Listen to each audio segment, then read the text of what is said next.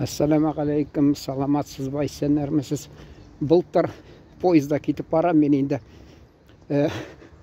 шул исте қалды. Мен Ақтөбеде болдым, шынасын.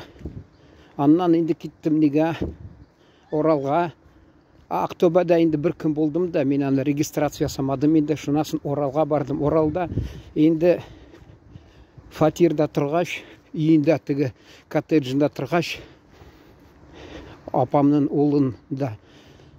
Алар ілік мен 6-шы жылнымы барған едім, 7-шы жылнымы Қазақстанға Орал қаласына, шахарына. Алар мені аны келін біздің апарып мені регистрация жасаған еді.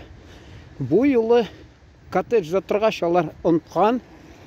Шынас мен енді міне нәрсе сақлап қалды. Анда интернет юнлап ішлемей, поселок Мичурина деген.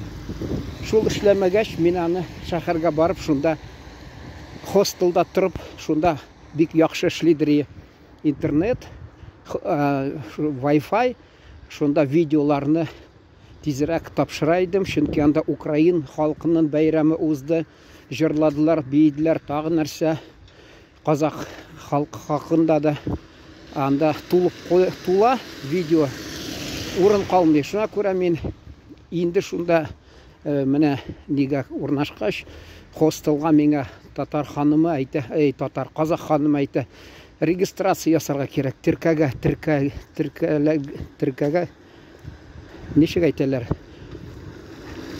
Тіркәләргә керекті регистрация. Мен айтам, яры ясады регистрация. Енді поезда кетіп барам, қайтып кетіп барам, Түстүбе, яғни Солилецк. Шунда келді текшіріп, бүтін вагонға менген біреу. Бұл поезд неге кетіп бара Ақтөбеге. Шунда пограничник келіп, қазақ егіті паспортымны қарады, кірді интернетқа, шунда қайда кірді, қарады, көпмі мен бет регистрация азырақ уақытты тұрдым көбірек. Ол тігілай қарады, бұлай қарады, паспортым тігілай әйлендірді, бұлай әйлендірді. Ақырында ішін қазақ болып шықты, енді бір сөз айтмады, кері берді, қойды. Мен айтам, рахмет, мен енді ілік ата-бабаларымыздың Орал қаласында, қаласы түгел облысы енді болды бейт. Ата-бабаларымыз тұрды. Менің атам дүния келгеш 10 ел дәуірінде, мәселен, Қазақстанға кіріп тұрды ол. Қазақстанда туып өсті десе де бұла. Бабам да Қазақстанда тұрды. Қазақстанда туғанларым, шоларға ердім енді. Енді мен айтам, ала ол меңа бәйленіп, мен ұя берген еме. Мен айтам, сұрау болса, бәйленсе, бір ақша түртіруге керек. Менде қатта қазақ ақшасы бітті, мен конфетлер көштен әш қалдым. Яры міне шулай ақыллы бір қазақ егіті келіп шықты, шул бәйленмеді де, нек сен тәртип бұздың деп аңлады. Шулай тәскілі жамағат. Ол қайсы уақытта кіші, міне өз милләтінікі болса, ол алай түгіл, бүтән милләт кішісі, бигірәк та туғандаш милләт кішісі болса, вакилі, анда бигірәк та нешіктір біраз юмшағырақ керек. Міне мен яңағына видео қойған едім. Татар ханымы апа, педагог, ветераны меңа хатта сөйледі. Атасы шул ілік район өзәгі болды. Сталин шырында ол Хрущев аны бітірді. Соңғадан 56-шы жылына шул район өзәгінде масыл завод болған. Шунда мастер болып ішлеген, мастер ұста деп айтылар, мастер бұл. Шунда де менің әтейімді қазақларыны жәлләпті. Шунда азырақ де қаймақ қалдырады. Шуна де алар ипилерін яғып де, шулай манып де, шулай аларға қаймақ апарып де, шулай тоқландырадыр еді. Міне қарап тұрмаған бет, бұл біз милләт түгіл деп. Міне шын айтасым келе, біздің ол ілік менің фикірім бойынша революция қадар бұл қазақ, бұл татар деп қарап тұрмағандар. Біз мұсылманлар деген, анда бәлкі түрк та демегенлер, мұсылман біз деп. Қазірда шул бик актуал ол мәселен тұрмышта. Ұнтмасқа керек бізге бір қайшығанда. Чөнки біздің шундай енді язмыш бойынша біздің халқыбыз ілік Инде Екатерина шырында, анын алдында Елизавета шырында, хатта барып, қазақ жеріне барып урнашқан, аларны сүргәннәр шунда, мәҗбүри барганнар, шунда тырга кушканнар, шунда казаклар, кардәшләребез бик яхшы алып, каршы алып, татулыкта яшәп, бер-берсенә ярдәм итеп, авыр чакта ярдәм итеп торганнар. Шуны әле сөйләгән идем, хатта теге җәй беткәч бит, уңыш, урысча урожай, уборка дип әйтәләр. Шунда да безнең менә ата-бабаларыбыздан калган шул, бәлки нәрсә дип әйтәләр инде. Шулардан калган гадәт, бер-берсенә ярдәм итеп торганнар, аларга бер яктан да кушмаганнар аларга. Менә мәсәлән, урак өстендә бетсә эшегез, барып мәсәлән Казакстанга барып ярдәм итегез дип. Андый нәрсә булмаган. Казакстанда да булмагандыр.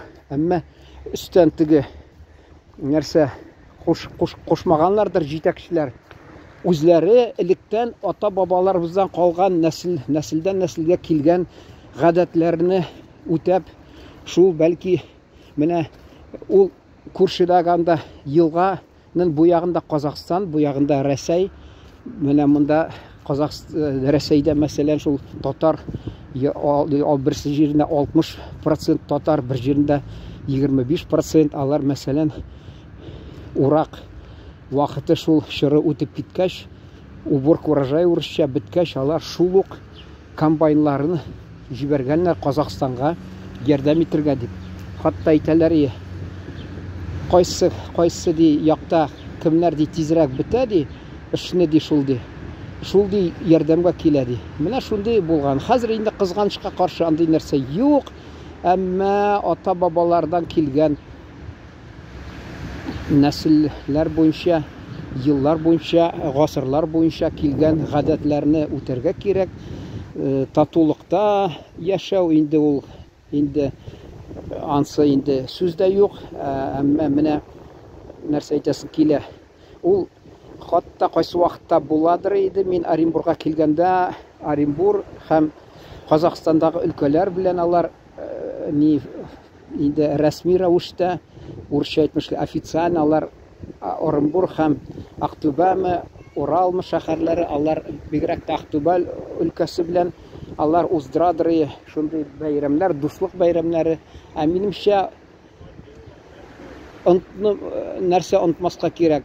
Ата-бабаларыбыздан килгән тамырлар ул гадәтнең шундый, гадәтләрнең тамыры ул шундый, электән килгән ул. Ничек вакытлар үзгәрмәсен, ничек сәясәтләр үзгәрмәсен, әмма шуңа карамастан ул безнең халкыбыз арасында инде элекке заманнан килгән ата-бабаларыбыздан васият итеп калдырылган шундый хезмәттәшлек, дуслык, бер-берне аңлау, бер-береңә ярдәм итү, шул гадәтләр дәвам итәргә тиеш.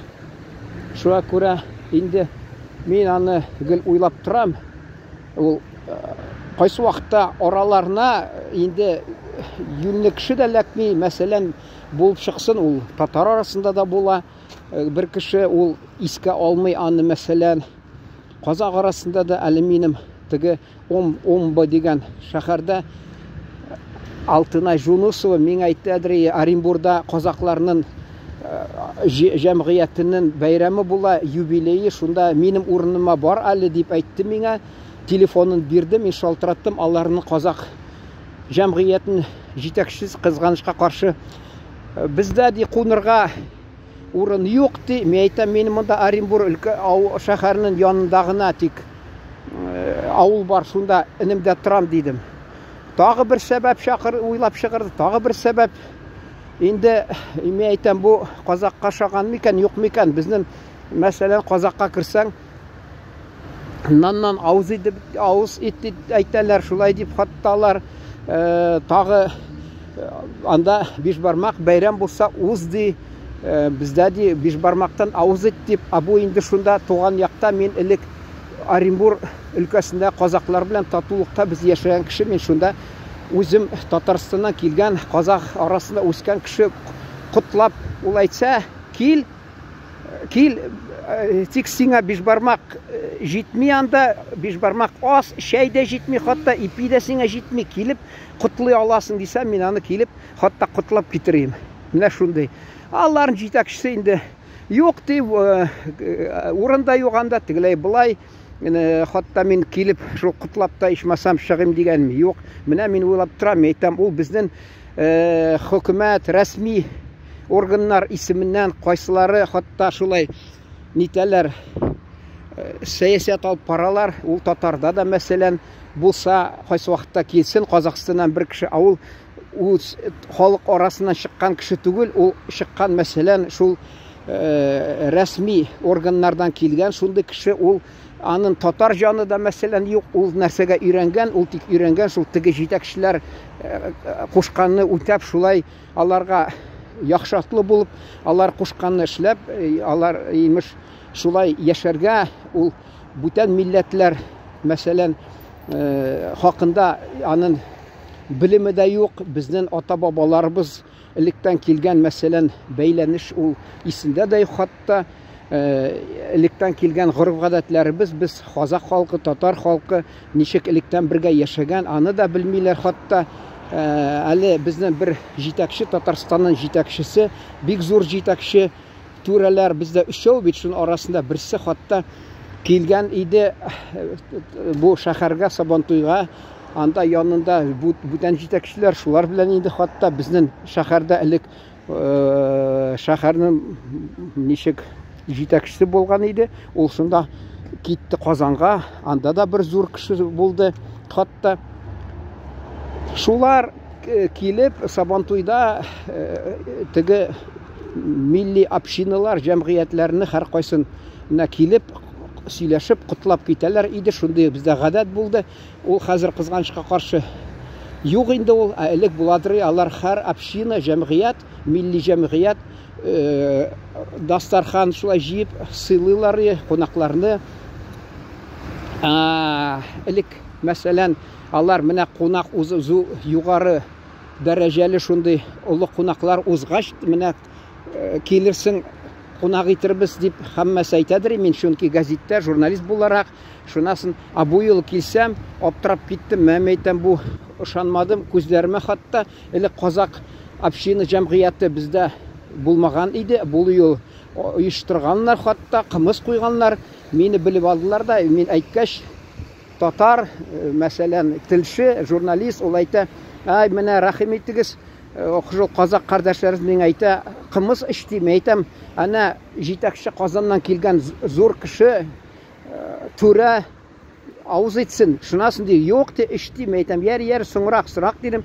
Шунда килделәр, шул Казандагы түрәләр килделәр. Берсе иң зур түрә, урысча өндәште, исәнләште һәм аларга әйтә, мин Астанадан кайткан идем шушы 2-3 көн элек ди. Мин инде журналист буларак тура айттым анарга, Казакстаннан кайткач, исмәсәм казакча исәнләшергә кирәк дидем. Ул берсе әйтмәде, өндәмичә борылды да китеп калды. Менә шундый мин туры әйттем. Инде ул кеше булды, инде акыллы кеше, яхшы кеше, чөнки яман булса ул минем киемемдә язылган иде, кайсы мин журналда эшләгән, Шаян журналы, ул күреп тора, бейсболка, футболкада язылган, ул анда аңлады инде. Электә мине күрә иде, Казанда бәйрәмләрдә төнге җыелышларда мине күрәдер, хатта шуңа күрә ул булай артык миңа җавап та бирмәде. Бәлки мин дөрес әйткәндер, шуңа күрә кабул итте ул. Шуны акылы җиткән, уны Аллага шөкер, акылы җиткән, ул шул мин әйткән сүзләрне тәнкыйтьләгәнне кабул итте. Инде киләчәктә бәлки ул сезгә Казак җәмгыяте янына, бүтән җәмгыятьләр килеп, минемчә алар ичмасам исәнләшер шул телдә. Кагазга язып алса да, килеп шулай була, менә кагаздан укып, исәнләшеп, саламатсыз ба дип, анда татарга инде бик катлаулы авыр эш түгел инде ул, чөнки телләребез бик якын, халыкларыбыз бик якын, горыф-гадәтләребез якын. bir-birimizni hurmat etamiz. Аны телевидение төшерә, анда хатта Казакстанда күрсәләр, бүтән илләрдә күрсәләр, әйтерләр, менә Татарстанда безне хурмат итәләр. Хатта шу менә безнең Казак җәмгыяте бар, оешмасы. Аның Татарстанның җитәкчеләре хатта казак телендә хурмат итеп, кадерләп, исәнләшеп шулай тора икән дип, минемчә ул дөрес булды. Миндә дә ул кайсы вакытта хата була. Минемчә ул мәсәлән кеше арасында мин дә бәлки шулай түзер идем, чөнки мин бер вакытта бер ул монда шәһәрдә соңрак баш җитәкченең урынбасары хатта булып эшләде, әмма ул вакытта инде мин аңа ярдәм иткәнне искә дә алмагандыр. Чөнки мин аңа хат белән чыккан идем, безнең күршеләр бик күп кеше, дистәләр кеше кул куйды йорт турында. Ул җавап бирде, әмма бюрократия шундый, отписка дип атыйлар. Шунасы ничә елдан соң ул шул эштән төшкәч, мин аңа хатта әйттем, менә мин әйтәм, мин сиңа ярдәм иттем, ә син итмәдең, ә соңдан хатта син миңа шундый отписка җибәрдең дип. Шул кеше вакытында мин анага депутат үзем чыктым, депутатлыкка шәһәр советына, анарга да кирәк ярдәм итәргә. Ул инде хатта өемә килеп ялынган булып ничә тапкыр. Әйдә ярдәм итин, сине беләләр бит кешеләр, син журналист шулай, сине беләләр шулай дип. Шунда сугышта булган ветераннарны җыйганнар ашханада, ул шунда кемдер аның теге конкуренты дип әйтәләрме, оппонентымы, шуның кешесе бәлки булганмы, әллә осал кешеме, ачуланган кешеме, бер өлкән яшьтә кеше тотынды акырнырга, миңа да имеш нәрсәме шул теге миңа түгел, ә шул безнең кандидатка, ул шунда булган иде.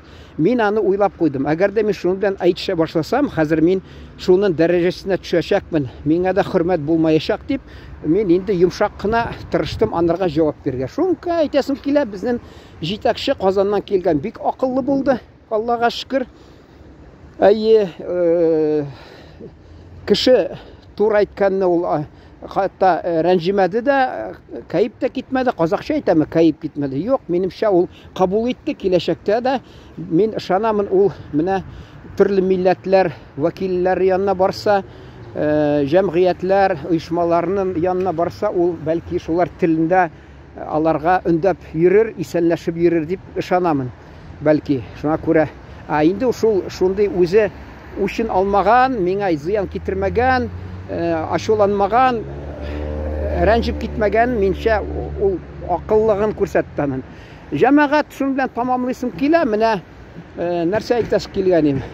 Безнең халкыбызның мөнәсәбәтләре элек халыкта канунда булган, дуслыгыбыз мәсәлән, гореф-гадәтләрдә сакланып барган. Әмма хәзер кызганычка каршы инде ул нәрсә белән саклана, шул мәсәлән җитәкчеләр, аларның аппаратлары, идеология, сәясәте, пресса, телевидение шулар аркасында тора. Минемчә кирәк халкыбызның нигезендә, халкыбызның арасында шул элекке гореф-гадәтләр сакланып барсын.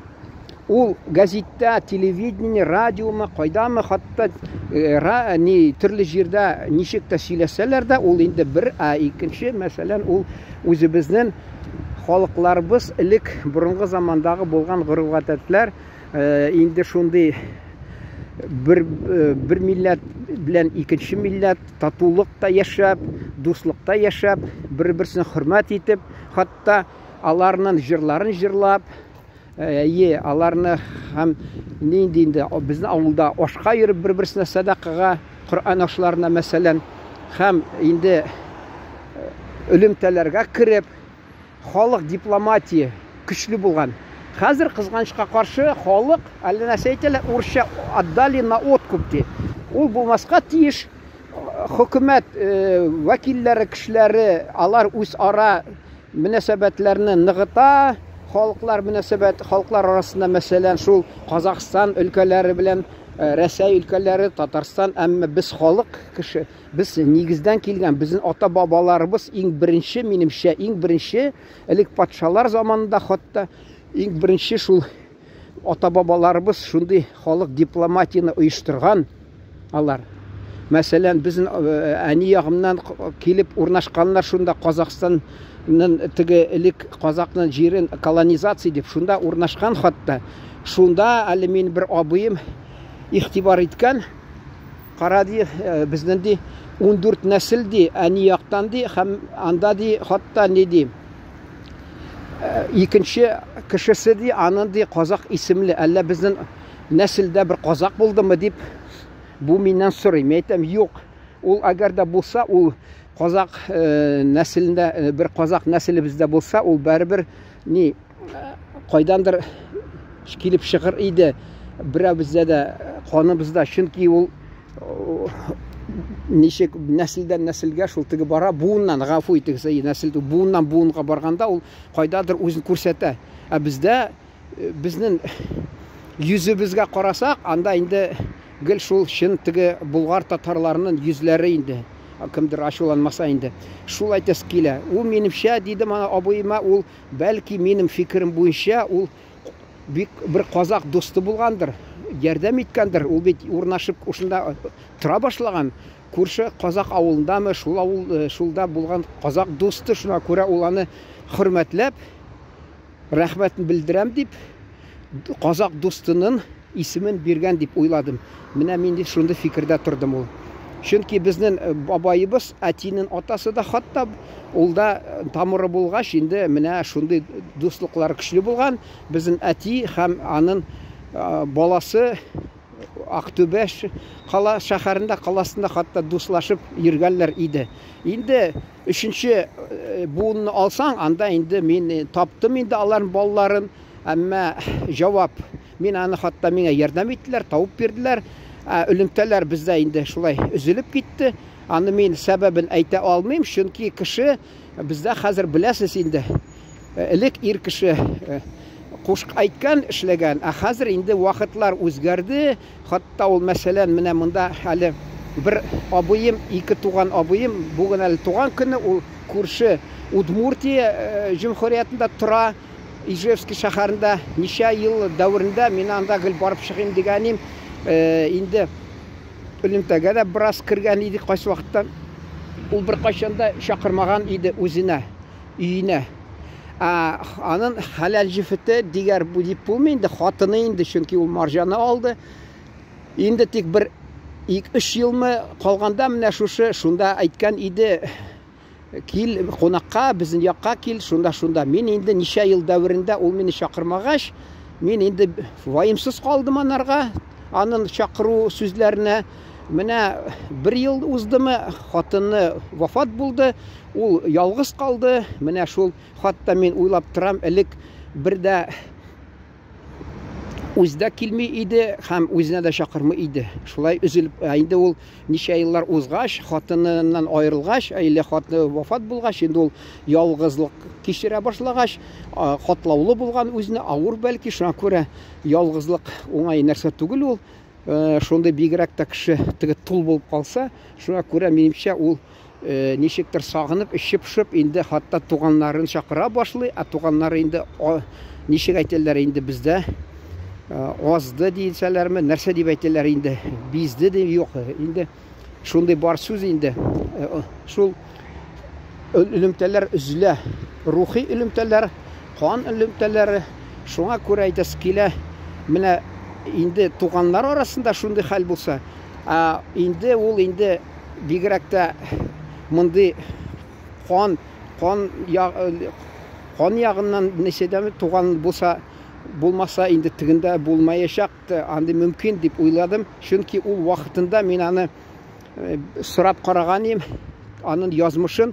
Ул инде вакытында аның әтисе Сталин чорында утыртканнар аны, ул инде эшләп пешән эшләп алган, әмма ул пешәнне яхшысын алган, анарга кушканнар ширекне алырга, ул каршылашып, әти безнең халык утырыш заседатель народный булып, шуңа әйткән, син һәммәсен риза бул, әйе дигән, безне сине коткарып калачакбыз дигән, ул тыңламаган, аны утыртканнар. Шуннан аның хәләл җифете, безнең әтинең сеңлесе икенче кияүгә чыгып киткән, кияүгә чыккач инде баласын безнең әти әнигә калдырып киткән. Бездә 10 бала үсеп, шунда бу 11нче итеп шуны баласын ташлап киткән. Шул бәлки ашу килгәндәдер ул шулна, бала чакта инде атасы юк, ярым җәтим, әнисе инде ташлап киткәч, бәлки шулай булгандыр ул. Шул аның бала чактан гәрләнеп, шул ашу килгәндер. Шуңа күрә безнең белән элемтәгә кирмидер, анда-санда тик сирәк кенә килеп чыгадыр. Ул безнең гаиләдә тәрбияләнгән, чөнки безнең анда гаиләдә бик әллә нинди оҗмах булмады, ашлы-туклы яшәгәннәр, чөнки әти мәрхүм әйтәдер, далада кәҗә бакканда урысча, казакча әйтмәшли. Анда ди хатта ди мин аларга ди шикарны таратадыр иде. Мә Шәйдулла, мә Шәрифулла, мә Сунгатив һәммәсенә тараткан идем ди шулай ди. Шуңа күрә бәлки ул шул вакыттан соң инде балачакта авыр булган, анасы янында юк, атасы юк. Инде апа әнисенең бер туганында, абысында инде гаиләдә торгач инде анда инде үзенең баллары да күп. Шуңа күрә балачактан ул бәлки әллә нинди язмышында шул теге авырлык, ничектер авыр тәэсир иткәндер бәлки шул дип уйлыйм. Аны хәзер инде искә алырга була, ничә ел узып китте. Хәзер инде күбесе юк алар, абыйларыбыз, алар миңа әйтә алмый инде, ник син аны шул сөйләп ятасың дип. Ул вакытта нигәдер ярамыйдыр. Хәзер инде вакытлар узды, кайсы абыйларым кызганычка каршы дөнья калдырды. Аны инде бик аз кеше керә, ул да миннән күп кеше адамнар, туганнар аны хатта белмиләр дә шундый бар икән, шундый хәл булган икәнне. Шуңа күрә җәмәгать шуның белән тамамларга кирәк. Чөнки бу күп узын була. Инде тамамлап нәрсә әйтәсе килгән идем. Менә мин туры әйткәнне туган да яратмаган ди, татар да әйтә. Әмма казак халкында туры әйткәнне хөрмәт итәләр. Шуңа күрә мин әйтәсе килә, мин казак халкына бер ачуым юк. Алар барыбер бик күп кеше шундый авылыбызда бигрәк кайсы вакытта кайтканда туганнар калмагач, әле минем хатта минем абыем да исән чагы ул бераз чирләп китте. Аның хәле җифеттеме? Шунда миңа бер әби әйткән, казак әбисе район үзәгендә нигә кайтып шунда ди кулмыйсың? Мин юк мәйтәм, казакларга барам. Хатта казак апага бардым да, мен әйтәм, апа миңа йокларга, ул мине бер йортында өендә урнаштырды, үзе икенче өенә барып, йортында шул өе бар икенче, шунда кунды.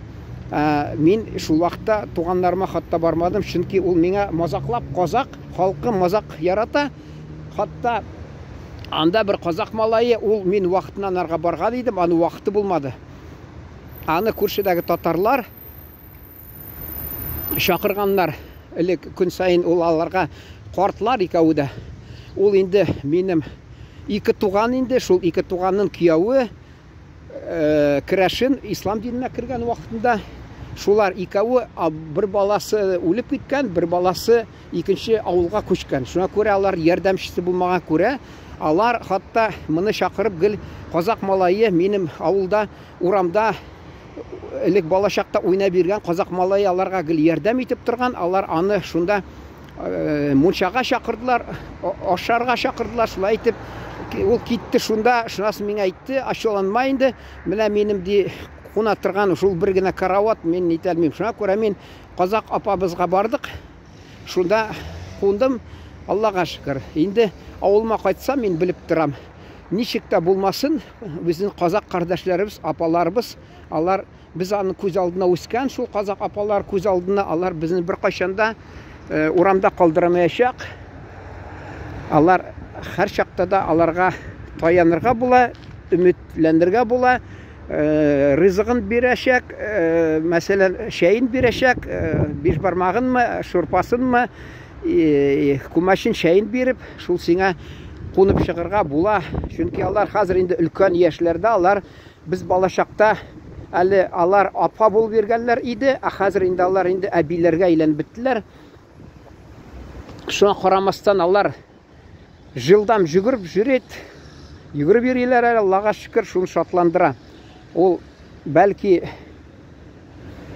үзе дә сөйнешле күренештер ул. Алар менә кайтасың туган авылыңа, әле 80-ннан чыкканнар, 90-ннан чыкканнар, әмма алар сөйләшә алалар, хәтерләре бар аларның, алар сине таныйлар, сөйләшәләр.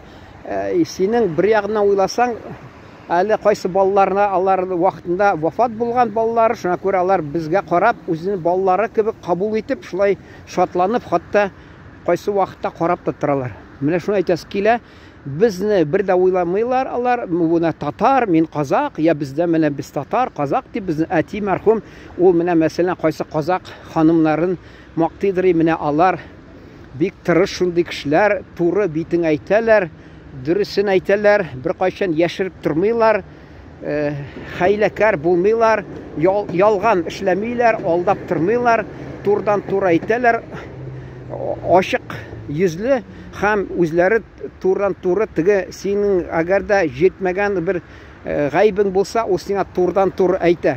Шунда мазаклап авылда таратканнар, минем хакта туганнар бетте, шул менә кормаш кына калды дип, казак баласын хатта мин анда, чөнки минем оланда авылга кайткач инде агам китеп калды нигә шәһәргә, мин җиңги янына бармадым, ул мине яратып җитмидер. Шуңа күрә шулай казак халкы мазаклап җибәрәләр. Алар мазаклары беркайчан да кешене рәнҗитми, алар йомшак кына рәвештә әйтәләр. Алар казакның мазагы аерым бер сөйләсә була, бер вакытта Алла бирсә, алар шул мазак аркылы кешене хатта тәрбияләп яталар. Беркайчан кешене рәнҗитеп мазакламыйлар, алар йомшак рәвештә әйтеп кешене үзгәртергә тырышалар. Әнә туганнары беткән ди, авылда туганның булса да калган ди, менә кормаш ди, мәсәлән, шул казак малайын хатта. Шулай тәскиле җәмәгать. Киләчәктә дә бәлки тормышта әле бер ничә тапкыр шундый мизгел булыр, безгә һәркайсыбызга казакка татар кирәк булыр, авылда бигрәк тә татарга казак кирәк булыр, казакка татар кирәк булыр, шулай булыр. Шуңа күрә минем фикрим буенча һәр чакта да онытмаска кирәк безнең ата-бабаларыбыздан калган шул васият рәвешендә, васият кебек, казакча васият сиякты дип әйтәләр. Шундый аларның баталары, батасы татулыкта яшәргә, бер-беребезгә ярдәм итеп, кулдан килгәнне һәр чакта да онытмаска ата-бабаларыбыздан калган шундый кунакчылык, ачык йөз, ипи тоз, шул гына кирәк, башка бер нәрсә кирәкми. Халкыбыз тату яшәсеннәр, бигрәк тә безнең тугандаш казак халкының дәүләте яшәсен, гөрләп яшәсен, бай яшәсен Казакстаныбыз. Һәр чакта барганда алар шатланып яшәсеннәр анда, һәммәсе бай булып, исән-сау булып, тынычлыкта яшәп, бәхетле булып яшәсен. Алардан һәммәсеннән яхшылыктан безгә дә бер нәрсә кайсы вакытта файдасы киләчәк аның. Шуңа күрә инде әйтәсе килә тамамлап. Bütün Türkiye халыклар бер халык, электән килгән алар, аерылып тормаганнар алар, соңдан тотынганнар, инде бүтән бүлеп, әллә нинди милләтләргә бүлеп, хәзер хатта тотыналар. Менә бу мәсәлән Астрахань ягында, менә бу ногайлар, менә бу татарлар, анда мин барам, ул якларга анда ишетмим. Алар ногайы да, казагы да, татары да табун янында утыралар, һәммәсе үз телендә сөйләшәләр, әмма телләре аерылып тормый. Чөнки аларның йөрәкләре бер, ничек әйтергә инде, бер йөрәк тибеп торган кебек, аларның фикерләре бер. Әле безнең Мустафа Кемал Ататюрк әйткәнме, әллә юк, ан түгел икән ул. Ул әйткән аны нинди бәхетле төрк дөньясы дигән, ә менә Гаспарала әйткән. Сүздәме, эштәме, тормыштамы, эштәме берлек дигән. Шуңа күрә җәмәгать берлектә яшик. Менә фикерләребез берлектә булсын, эшебез берлектә, татулык шул, һәммә безнең теге фикерләребез берлектә булсын, бер-беребезне, ягъни хөрмәт итеп яшәргә без тиеш. Менә шул мин фикерим шундый инде. Исән-сау торыгыз, игътибарыгыз өчен зур рәхмәт.